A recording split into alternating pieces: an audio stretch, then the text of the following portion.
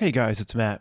If you're just listening or you're driving, you don't need to see anything here. I'm just going to show some thumbnails from the movie Clear and Present Danger, some Harrison Ford movie posters. If that's the greatest thing in the world to you, pull the car over and check it out. But not much to see here, just a general conversation using the movie Clear and Present Danger because of what happened to me while watching it last night, but evolving it into a much bigger conversation about how truth flows through movies, truth drops, predictive programming, how it is now recognized by us, not just in movies, but all forms of media and art, evolving into a bigger presentation. Now, based on what happened to me last night, and if it was 2015 or we were doing this in 2014, and our evolution towards understanding how this place works, evolution towards truth, it would be just about the predictive programming that Matt found. It would just be about, look what I found, and that would be the end of the video. That's not good enough anymore.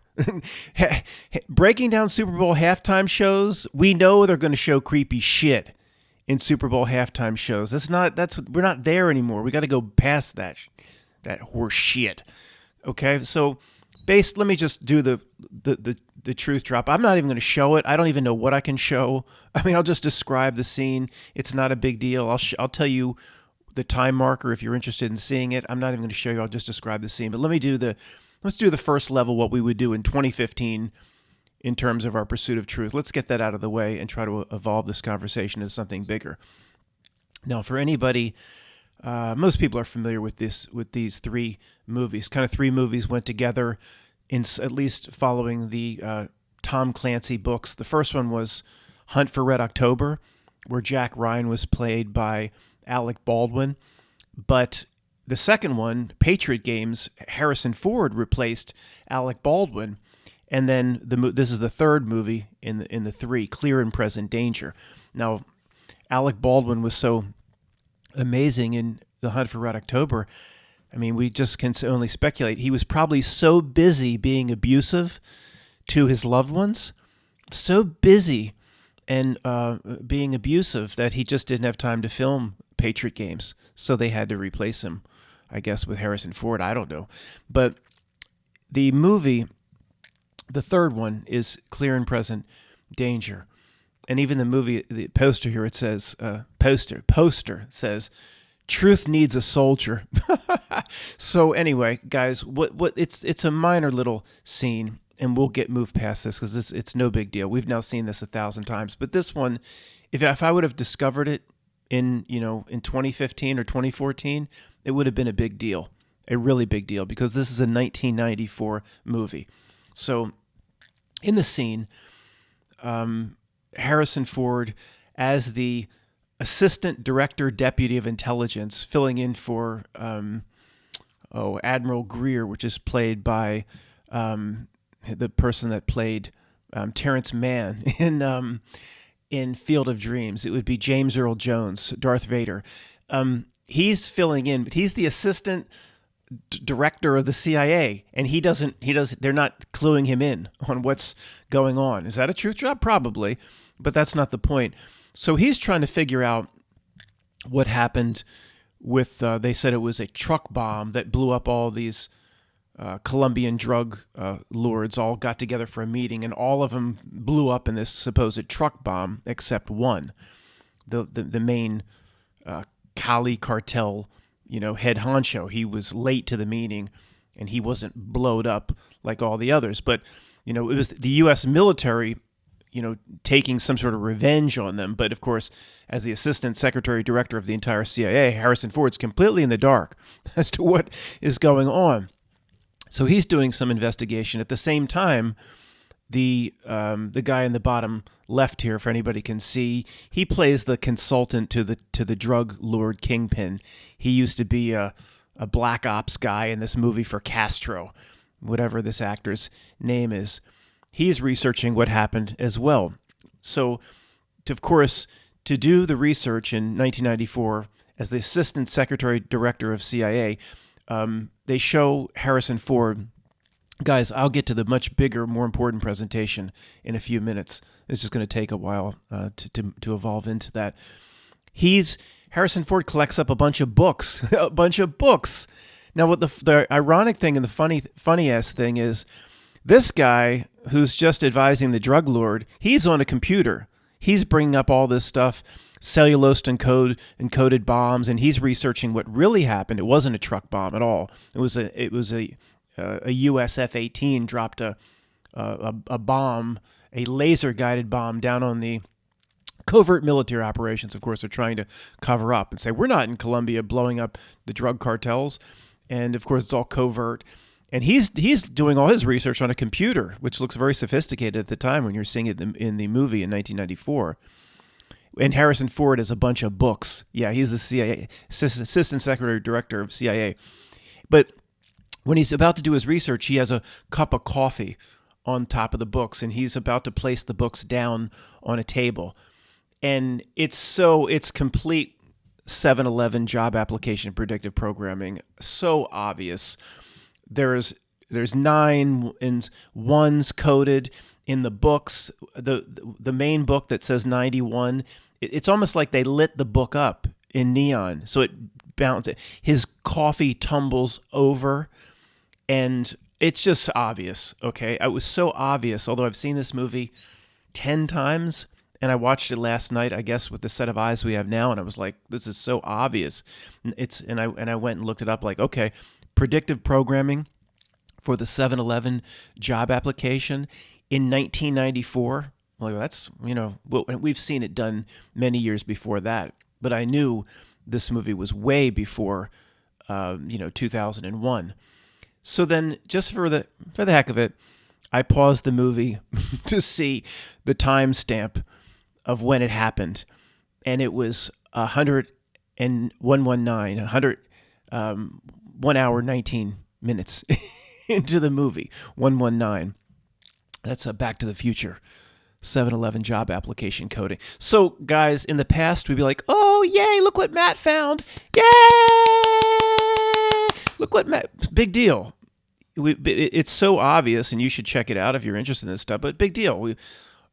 What's this? The 1,000th thing somebody's like Matt's found? Well, yeah, okay, but so right, exactly. Who cares about breaking down Super Bowl halftime shows anymore? Of course they're going to do that creepy horse shit. They probably do it for us. They do it for us. So let's evolve this conversation into the first part of evolving it is, how come when Matt, here, there's Matt talking about himself in third person again. So when I make a presentation about, say, Groundhog Day, I've been talking about Groundhog Day a lot recently. Why does everybody listening here just assume that something like a movie can contain the truth of reality itself?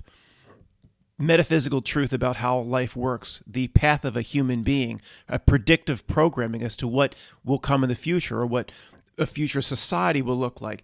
Them, quote, whatever the mechanism is, them showing us.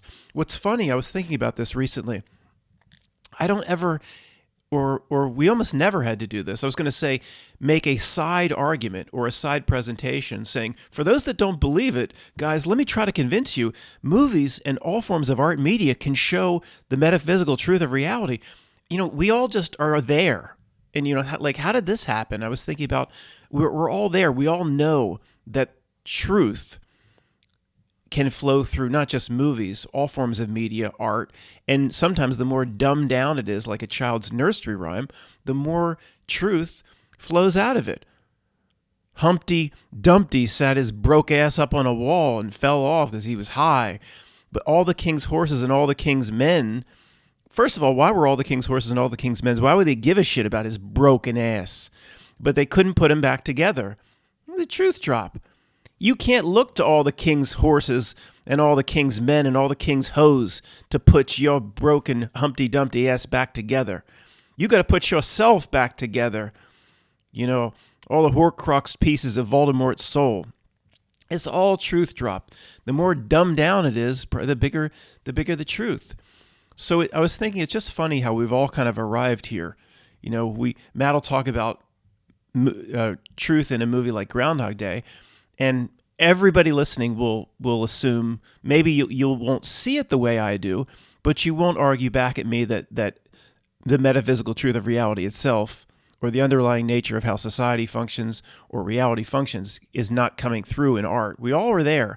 And I was thinking the main reason for that, well, there's a lot of reasons for that, but the first and initial reason for that is because we've observed the predictive programmings, which have been documented, going back to the Bart Simpson flashing the wad of money in front of the program. Let's go to New York.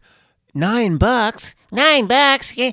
It's a big $9 in front of the showing the WTC on the program. I mean, it's so clear, and he's flashing the money in front. I mean, we've seen this so many times now that you just can't. Even somebody that's a skeptic, somebody that's pursuing truth but is skeptical, that you just can't even deny it anymore. We've just seen it so many times, and I think once we opened our perception up that these movies, there's a predictive programming nature to it, then I think over the years we've opened up the idea that there's a lot of other types of truths flowing through movies.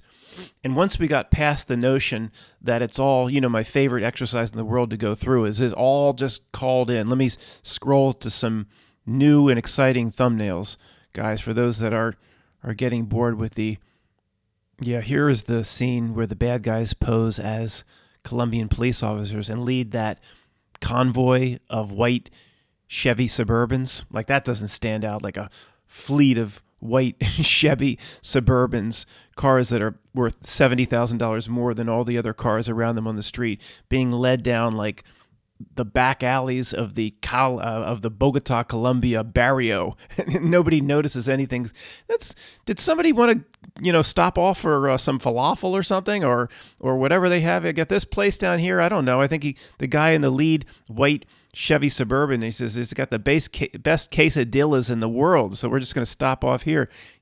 I think they should have noticed something was up before the damn missiles started coming at the white convoy of Suburbans. But anyway, what I was talking about, guys, was my favorite exercise of all time, and all this predictive stuff called in. And once you get past that there's no way it's all called in, then it allows your mind to expand into a lot of other places and to drop more veils and to see things the way they really are, and at least collect the most important pieces of how this world works as it relates back to yourself, as it relates back to your spiritual journey. So just to give credit where credit's due, Russian Vids was the first one. I don't know what Russian Vids has been up to the last 3 years or so. I don't watch anymore. But Russian Vids, in breaking down the fake events, was an important part of my truth progression. My truth progression came through the fake events. So I watched a lot of RV in, say, 2012, 2013, something like that. He was the first one to say it. It's telling you, the first one to say it. I didn't know exactly what it meant at the time. He would say, truth in movies, lies in the news. And at that time, we were more focused on the predictive programming. Okay, so we start noticing the predictive programming, and once you get 100 cases of it, then 200 cases of it, then almost 1,000 cases of it, it's there. Then you start saying, wait a second, there's so much of this going on. Back to the Future, the movie predicts the 7-Eleven job application. You start saying it couldn't possibly all be called in. Let's do 2 minutes on my favorite exercise of all time. I'm going to take credit for this one. I started pushing way back when that there's just no way it's like, we'll just do the exercise. It's like, oh boy, let's just, pick one out of the hat. The scene in Armageddon where after the meteorites come in to New York City, and whatever that comedian is, like, Saddam Hussein is bombing us, and she's like, I want to go shopping. That scene, all the meteorites are coming in. And of course, one meteorite rips through North Tower in exactly the spot, and the other one rips through South Tower in exactly the spot. Well, that might be reversed, but the way they show it, exact quote unquote impact points. They show the scene from above of New York City, the decimation, and the towers are damaged in the exact same place and format. Really? Right. Yeah. So that's just one example of thousands. So it's like, oh, these Jerry Bruckheimer, we're being approached by these men in black. They understand you're doing a scene where New York City is going to be at least 10% destroyed by meteorites. They want to make sure you represent certain buildings in a certain way. We're going to let the men in black come into our meetings, and then the person that is doing the rendering, the CGI rendering of what New York City will look like, make sure you tell that person exactly how to render North and South Tower. It doesn't. The video game Deus Ex. It's not Deus Ex Machina. It's just Deus Ex. The whole video game is about the Illuminati and all of this predictive stuff. And it can't be called in, and all these people knowing the future but working on these movies. And it's like, well, why do you want me to, in the video game Deus Ex, why do you want me to not show the WTC? We're going to have a whole view, a panoramic view of New York City at night. And this is the kid talking that does the graphics and the coding and the rendering. You're telling me that you don't want me to put in the WTC. Well, why is that, sir? Just shut up and don't ask questions. Don't put it in. Don't put it in. Who were those men in black that were just here, sir? It doesn't work. You can't have all these people in on it and called in. This is why we expand our minds into things like other possibilities going on, like retrocausality. Like when the video game was initially made, it was there, and then it wasn't there. And I know that's crazy to a lot of people. But you know what the main point is? The main point, the most important point is, it doesn't matter if we understand exactly what's going on and the mechanism. The reality, the way it structures itself, this is another breadcrumb or a rabbit hole.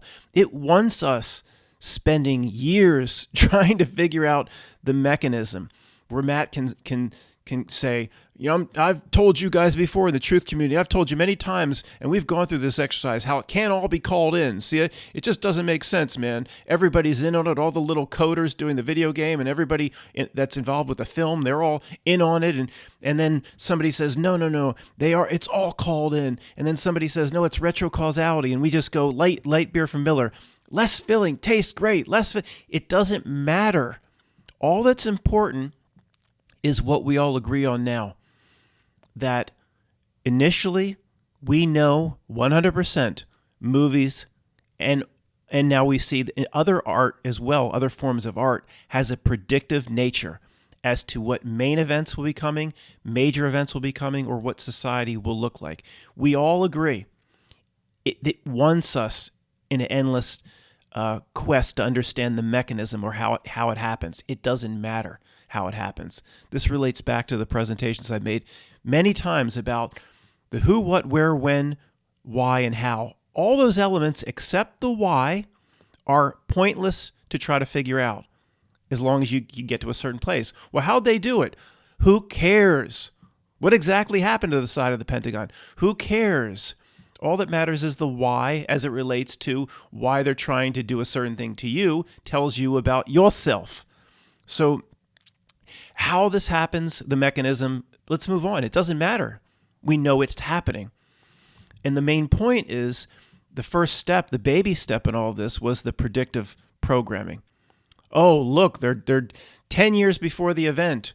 They're dropping truth as to what will happen. And hasn't it? It happens all the time now. With the sea thing, we're seeing the same thing. The things regarding the sea, not as massive as the 7-Eleven job application, but we're seeing the same predictive things in old works of art and movies, things like that. So once we understand it's happening, it's happening. Now the beauty of this coming to a certain understanding, especially if you don't just have to believe it's called in, and you every bit of how this world works just has to fit within your bookends. I've got two bookends and everything's got to fit in. Once you understand that almost nothing's going to fit in and nothing has to fit in, then you open your mind. Come see Quado. Let Quado grab your hands. Quid, open your mind. Start the reactor. Open your mind. Once you realize we're never going to figure it out, and you'll say, okay, well, what else can a movie show me? Can Dances with Wolves show me something much more important than the predictive programming and this BS with it? We're just all that we cared about in 2014. Can it show the path of a true human being? Can a movie like Groundhog Day show what a human being must evolve into to break out of the trap? And then, again, if you think it's all called in, see, that limits what can be shown through art. And now we're seeing it, especially with what Vanessa VA's been doing through music. I know I've always been aware of truth drops in music and things like that, but in terms of how she's been describing it, how you or I can listen to a song and get a whole different level of spiritual meaning that's just simply not there for, say, somebody we call the popcorn cruncher, listening at the first level. And in terms of how did that spiritual message even get in there, it's like the scene in Contact where they said, well, wait, there's another, inside these noises doing the prime numbers, there's another wave, like a carrier wave, a message embedded in the message. And then in Contact, they're like, there it is. Look, the message inside the message. And I think it's audio, I think it's video. And then they hook up, and it is inside the message, is an audio file, is a video file. Inside the song is another file that we're getting. This is something, again, if you're going to spend your whole life trying to figure out, well, how does that happen? How could the artist possibly write that song, Matt, without the artist being in on it? Then you're stuck then in your rabbit hole. I would say in most cases, the artist is not aware, or almost in all cases, the artist is not aware of the spiritual message that we're getting through the work of art or through the music. I mean, and if that's not so hard to fathom, it is if you just are going to stay within your bookends. Well, within my bookends, that can't happen. Oh, fine. This is probably the wrong channel for you then. This ain't a channel for somebody just between the bookends all the time. Almost everything that's important is going to happen outside of your bookends. There's things like channeling. The information was somehow channeled through the artist. Look what I was talking to Greg last night, and we were talking about his dream again. And a few of you will remember, but I'm going to revisit that now. Let me just get off this and go to. Let me see if I can pull it up. The movie is called Ready Player One, Anarak, Anorak. We go down here. Okay. Ready Player One, the movie. Now, this guy's name's the wizard giving out the keys. Spell it backwards. Anorak. Karkarona. Sound it out. Okay. So Greg has this dream last March, and he comes to me and he says he had just watched Ready Player One. And you watch it the first time, you don't even really know what this guy's name is. He's mentioned a few times, this wizard inside the game. And but either way, it's Anorak. If you just are watching the movie, you're not gonna link that to what's going on now. Again, spell it backwards, Karona. So Greg says, yeah, a week or so ago, I watched Ready Player One. This wizard who was in the movie came to me in my dream. This is, again, March, when this thing just started. Just started. The end of March. He says, the wizard appears before me and says, let me see if I can get this right. He says, the spring has been broken. No, sorry. Start over. The wizard says, they wanted to break the spring. The spring has been broken. The fools of April will abide by the new matrix. And then the guy disappeared. So we're breaking down his dream. And this is before we even knew about the name thing. I'll tell you about that in a second. Breaking down his dream. And he was like, okay, they wanted to break the spring. Now then you have the spring break reference there. Spring breakers in terms of how they presented C was a huge thing. Oh, the spring breakers, this is we've got to stop all the Daytona Beach parties. This is a spreading event. Remember, they used spring break, and they wanted to break the spring. Then the spring has been broken. But then you get into like a coiled spring. And yeah, they did. They broke the spring. We're all locked away. Just nobody did anything at all. Well, nobody's done anything at all for a year. But in the spring itself, the spring has been broken. The fools of April, this is before April Fool's Day coming up. The fools of April, going along with all this, will abide by the new month of May, tricks. But he said it like Matrix, like the Matrix. I'm like, what? How could you possibly have a dream like that, Greg? And where did the dream, what part of Greg could produce that? Okay? At this point, I'm talking to Greg. He doesn't even know that the wizard's name spelled backwards is what we're dealing with. So somebody emails me like a day or two later and says, do you realize spelling that backwards is exactly what we're going through today? Greg had no idea. So there's parts of us, guys. There's parts, the part that you're dealing with now, listening to the words that are coming out of my mouth. I say it normally.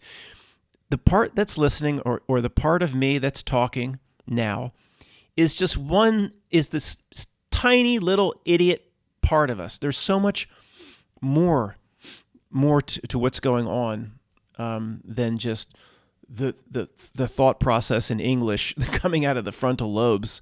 I mean, on the day of our life or the day of our death, look back at that and like, look at evolve, doing an entire lifetime where thinking that the information coming through the frontal lobes being communicated in English, my incarnation in that snow globe, we thought that was so smart. And you'll realize that it's the dumbest of the dumbest. But this is the way the avatar is. It's this is the vehicle we have here in this existence. It's just important to realize there's a whole lot more to us. Like I told Greg when I talked to him, I said, well, how intelligent a part of us are, or the part of you that came up with that dream and put everything together, including the wizard's name backwards. And someone would say, well, that's another predictive nature. Of course it is. Of course it is. Was that called in? Guys, in the following about how messages are communicated through music, I don't think I was really clear, but I'm not going to redo this section. Just listen. I will clarify this or what's coming when the segment's over. But just so this message isn't misinterpreted, I think it happens both ways. Guys, I'm not saying every song that's laid down and we get a spiritual message out of it, the artist had no intention of doing it. The people behind the record, they have no clue. It all's just channels, something we can hear that they didn't know about.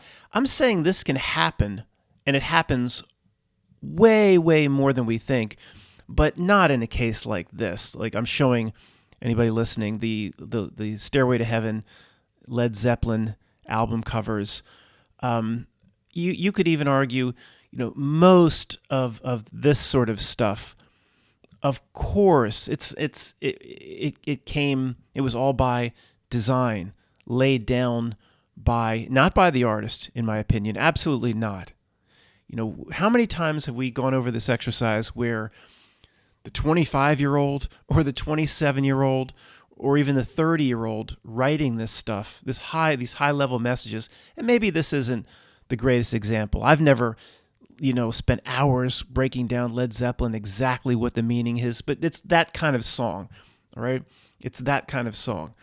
This is all done without Robert Plant or Jimmy Page truly understanding what's going on. But again, maybe this is a really, really bad example because Jimmy Page, was into all this stuff, trying to buy Crowley's house, and someone might say, "Man, Jimmy Page is high-level initiate. He can lay this stuff down." Okay, maybe this is a horrible example, but let's just say, Sarah McLachlan in Surfacing, with all the occult references in that, the as above, the so below, she had no idea what she was writing, and it's not a spiritual message that we're going to pick up on. No, it's obvious what the message is, and it was laid down by the creepy piano player in Under the Silver Lake. Even in this case, if Jimmy Page and Plant were in their late 20s, they're not going to be that sophisticated. They're mostly going to be about getting their rocks off and getting drunk and getting high and getting girls. And I don't care, what they were initiated into. They were used by certain powers that be to communicate certain messages. This is probably a bad example, but you know what I mean.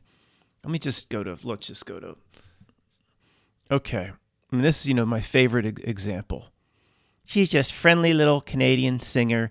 She has no clue, in my opinion. They're not all high-level initiates, all these singers that have all this occult stuff. Someone sent me System of a Down, Aerials. Aerials in the sky when you... Look at the lyrics to System of a Down, Aerials. Oh, they're just brilliant Oxford graduate, high-level initiate. No, they're all... The whole music industry is used to deliver these occult esoteric messages. Surfacing, right from the start, building a mystery Babylon. Will we burn in heaven like we do down here, the as above, so below? I've talked about this before. I don't think she has a clue what she's writing or singing. I think it's handed to her by the creepy piano player in Under the Silver Lake.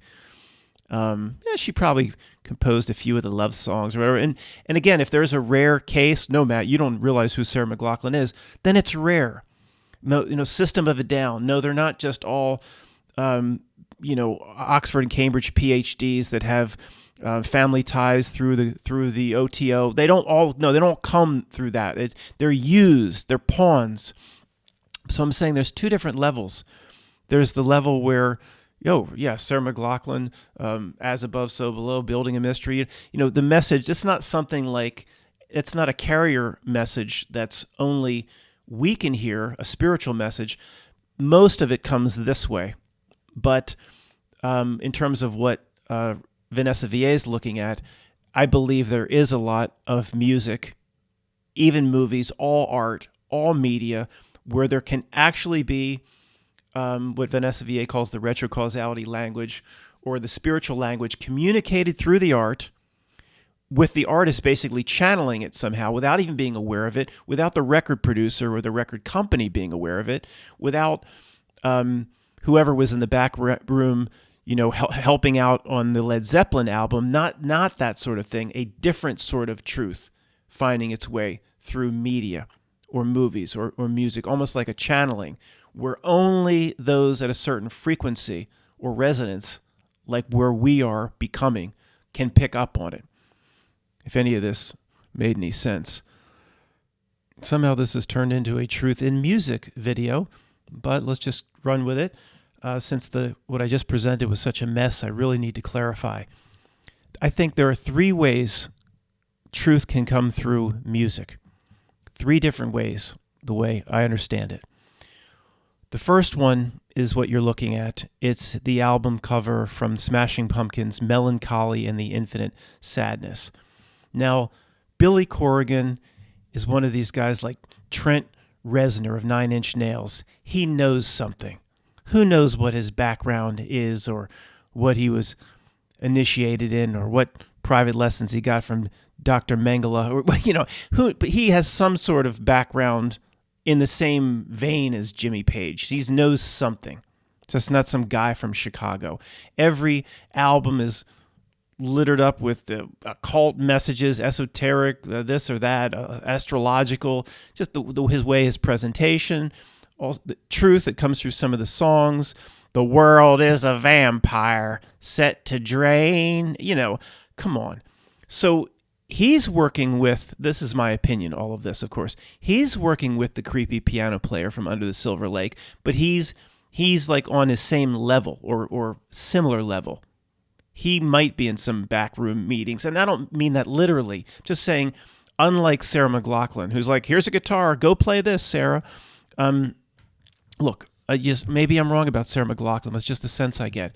So the first example is, let me not turn this into a mess again and be clear.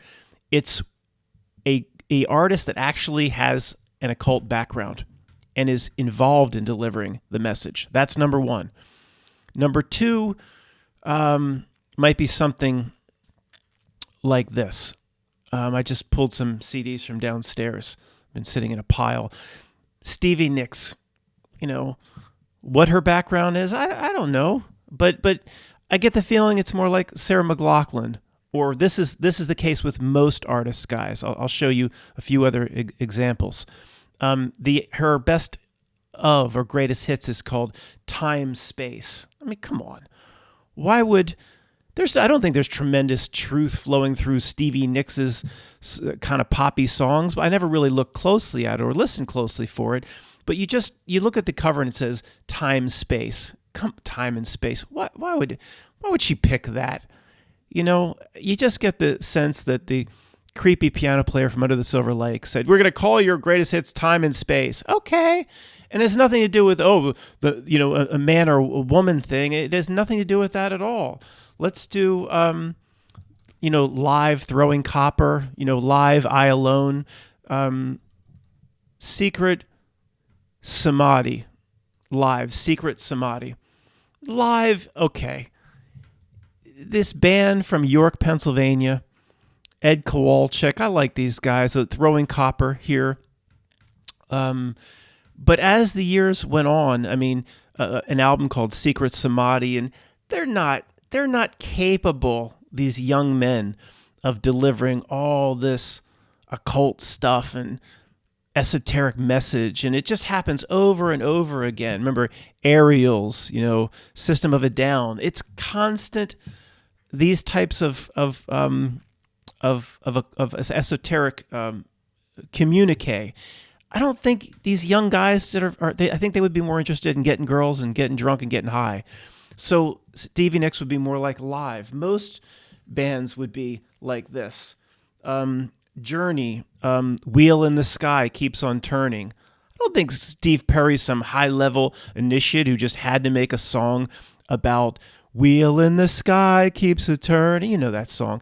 About As Above, So Below, the astrology. No, the creepy piano player from Under the Silver Lake that represents the entire screen power or the Illuminati or whatever you want to call them, deliver these songs or these concepts to these artists.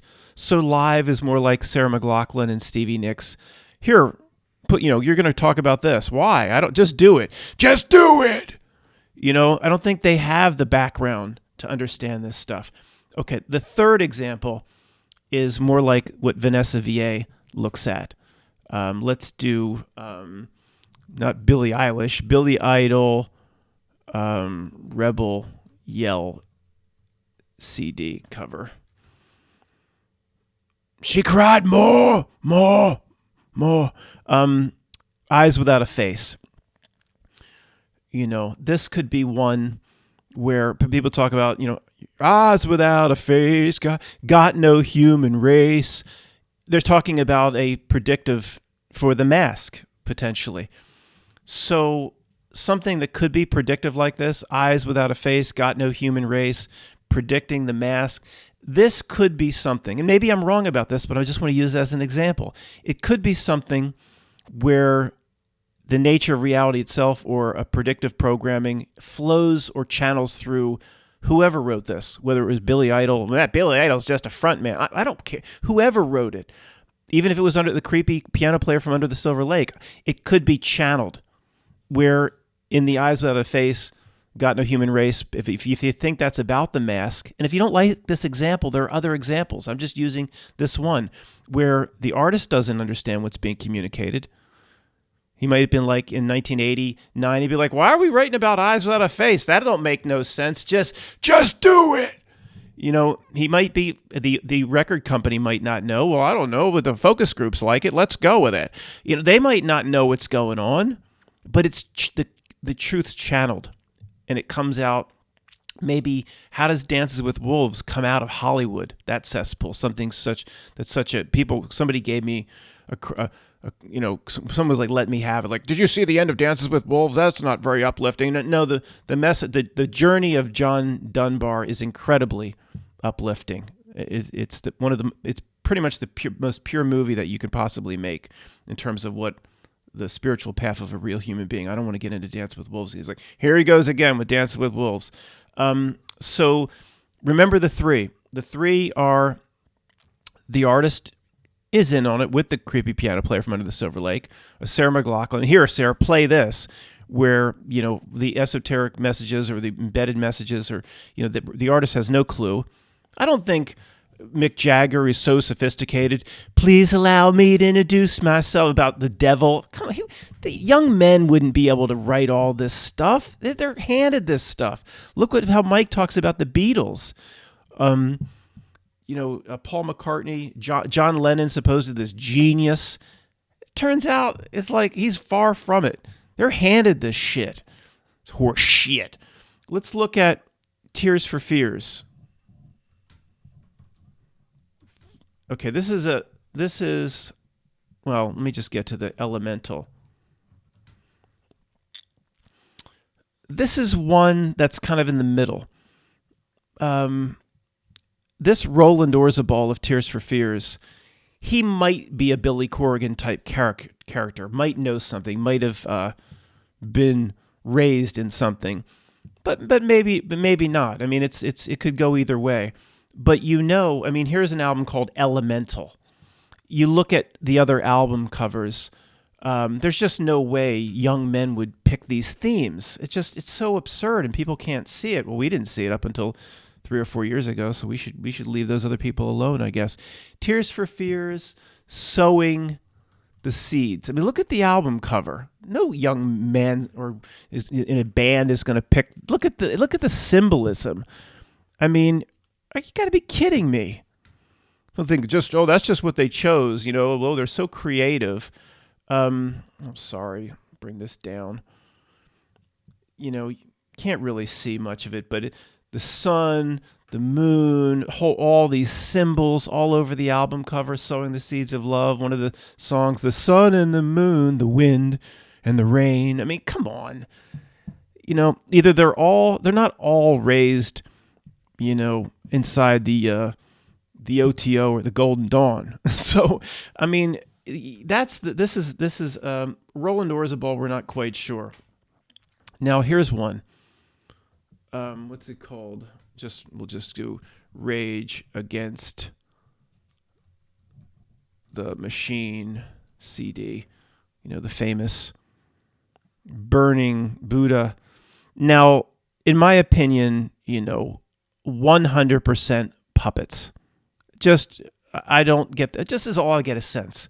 I don't get a sense there's a Billy Corrigan here, or somebody that like a Robert Plant. Not Robert Plant, Jimmy Page, just a puppet, and a first level truther would be like, well, it doesn't make any sense. They're talking horrible things about the system. They're saying that the HIV was created by the system to kill off Africa. Why would the system want that said about themselves? It's a long story. Okay, it's a long story. It appears at a first level truth that they're saying all the right things, but there's reasons why or how a band like this serves the system. The point. Let's stick to the topic here. I don't believe they have any real knowledge. This is an absolute pawn, in my opinion, and they've played their role well. Whoever the guy is behind Rage the Machine, all this political crap, and you know, I don't buy it. And there's a lot of bands like this where it seems like they're saying the right thing. So then you've got let's do this.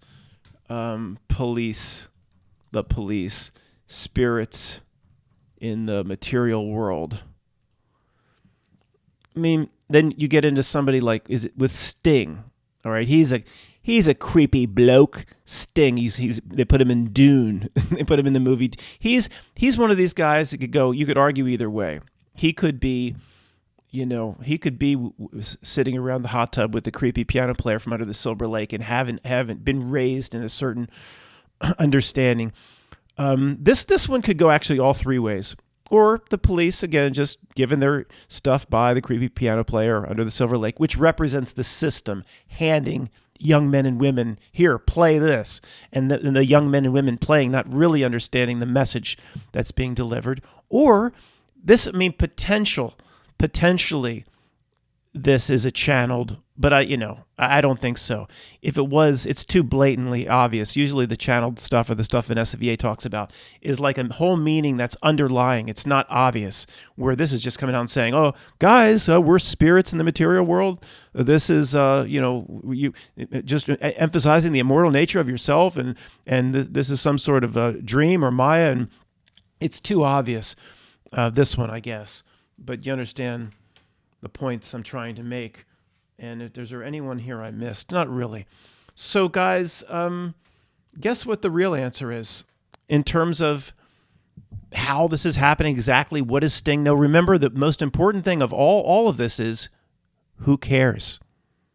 Well, what does Billy Corgan really know? And who cares? All that matters is how it's applied to yourself, ourself. That's all that matters. And the only way to apply it is the simple way to apply it, to go through all the noise, all the rabbit holes. You just say, who cares?